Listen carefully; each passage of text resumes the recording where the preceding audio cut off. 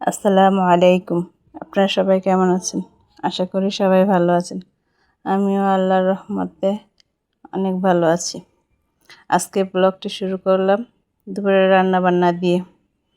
আপনারা সবাই আমার সঙ্গেই থাকুন। দেখেন আমি কী করি। আজকে দুপুরে একদম সাদা মাত্রা রান্না করলাম, সিম্পল। প্রথমে আমি কিছু পেঁয়াজ কুচি করে নিলাম, কাঁচামরিচ ফালি করে নিলাম, আর বেশি করে রসুন কেটে নিলাম।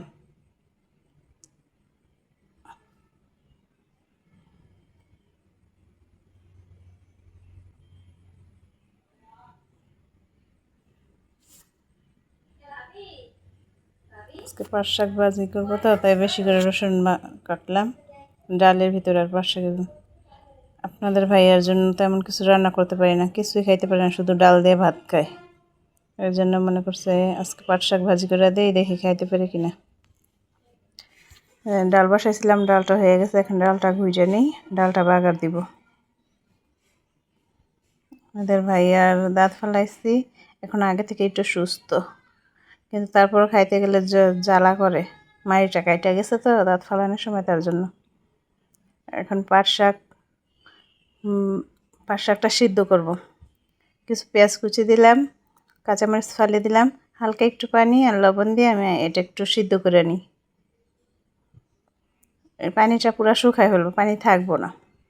এখন এটা পেঁয়াজটা সিদ্ধ হইতে হইতে আমি ডালটা বাগার দিয়ে ফেলি।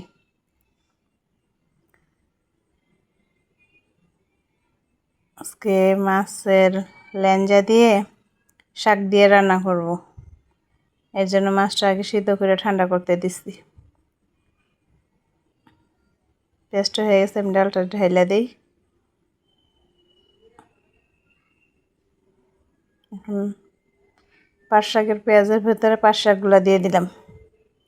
পাট শাকটা একটু উনাইয়া তারপর নামাই নিব, হালকা সিদ্ধ করে। একটুও পানি নেই পাট শাকে। পাট শাকটা খাইতে অনেক ভালো লাগছিল। পাট শাকটা সিদ্ধ করে নামাই এখন আমি বাগার দিয়ে নিই। বেশি করে রসুন কুচি,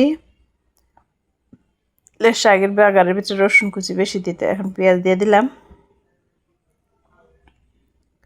শাকটা দিয়ে দিব। পেঁয়াজটা লাল হওয়ার পরে দেখছেন, একদম অল্প একটু শাক, বেশি না, শুধু আপনাদের ভাইয়ার আর আমার জন্য। ছেলে মেয়ে আবার এগুলো খাইব না, ওদের জন্য মাছ বোনা করছি। শাকটা বাইরে নেই, শাকটা হয়ে গেছে, একেবারে অল্প একটু হয়ে গেছে। অল্প জিনিসই খাইতে মজা, বেশি জিনিস আবার খাওয়া হয় না। এটাই আমাদের আর দুইজনের দুই বেলা হয়ে যাব। রাত্রে অবশ্য শাক খাওয়াইতে নাই, শাক খাইও না। ছেলেকে নাস্তা দিয়ে নিই ডিম ভাজি করে, ছেলে এগুলো দিয়ে খাইব না। এখনও ছেলে নাস্তা খায়নি, আমার রান্নার মাঝে আইসা বলতেছে আম্মু নাস্তা দাও। আমাদের নাস্তা খাওয়া রেডি হয়ে গেছে, এখন ছেলেরে ভাত দিয়ে আসি, রুটি খাইব না আজকে। ডিম ভাজি করে বলতেছে বেশি করে কাঁচামরিচ দিয়ে আমার ডিম ভাজা দাও, ঝাল ঝাল করে। এর জন্য বেশি করে কাঁচামরিচ দিয়ে ওরা ডিম ভেজে দিলাম। এখন আমি তরকারিটা বসাবো। আগে মাছটা ঠান্ডা হয়েছে, এখন কাঁটাটা বাইছে নিই। আমাদের ঘরে আবার ল্যাঞ্জা কেউ খাইতে চায় না।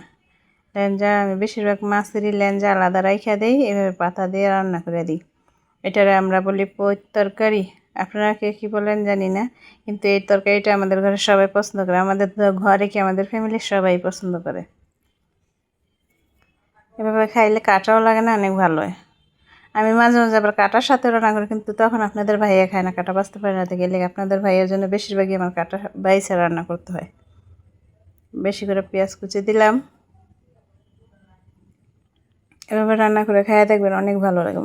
যখনই মাছ খাইতে মনে না চাইবো, তখন এভাবে একটু সিদ্ধ করে একটু পাতা পাতা দিয়ে রান্না করবেন, খাইতে অনেক ভালো লাগে।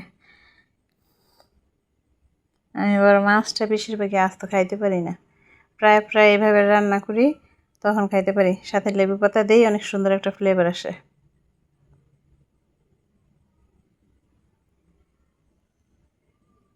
যে কোনো মাছ দিয়ে রান্না করা যায়। এটা ইলিশ মাছ নরম হইলে ওইটাতে বেশি স্বাদ লাগে। মশলাটা কষানো হয়েছে, এখন মাছ বাইছে রাখছি যে ওইটা দিয়ে দিলাম। এখন মাছটা একটু কষাম ভালো করে।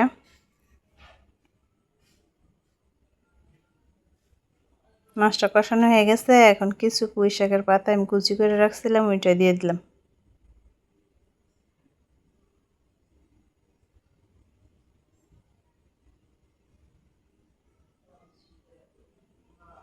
এই যে পাতা পোতা সিদ্ধ হয়ে গেছে, আমার তরকারিটা প্রায় হয়ে আসছে। এটার ভিতরে কিন্তু বেশি করে কাঁচামরিচ ফালিয়ে দিবেন, ঝাল ঝাল হইলে খাইতে অনেক ভালো লাগে। আমার তরকারিটা হয়ে আসছে, এখন লেবু পাতা দিয়ে দেব। 2টা লেবু পাতা দিয়ে বেশিক্ষণ রাখবো না। লেবু পাতা দিয়ে বেশি জাল দিবেন না, তাহলে তিতা হয়ে যাব। তাড়াতাড়ি নামায় ফেলতে হয় লেবু পাতা দিয়ে।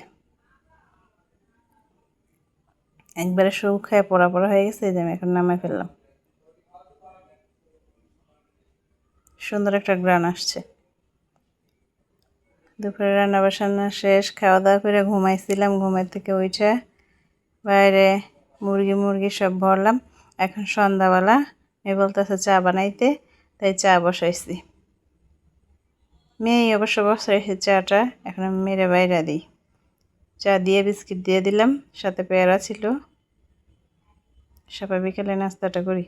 আমার ভিডিওটা যদি আপনাদের কাছে ভালো লাগে তাহলে আমার চ্যানেলটিকে লাইক, কমেন্ট অ্যান্ড শেয়ার করবেন সবাই।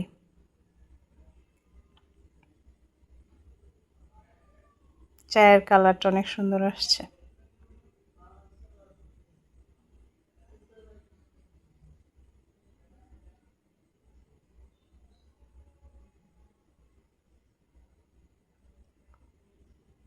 এই বিস্কিটটা দিয়ে তো খাইতে ভালোই লাগে চাটা। মানে মেয়ে এই বিস্কিট না হলে হয়েছে কি এনার্জি বিস্কিট, এই দুটো বেশি পছন্দ করে চা দিয়ে খাইতে। এগুলো কিন্তু নরম হয়ে যায়, আর আমার কাছে ভালো লাগে সবথেকে বেশি টোস্ট বিস্কিট দিয়ে চা খাইতে। আজকের মতো ভিডিওটা এখানে শেষ করি। সবাই সুস্থ থাকবেন। আল্লাহ হাফেজ।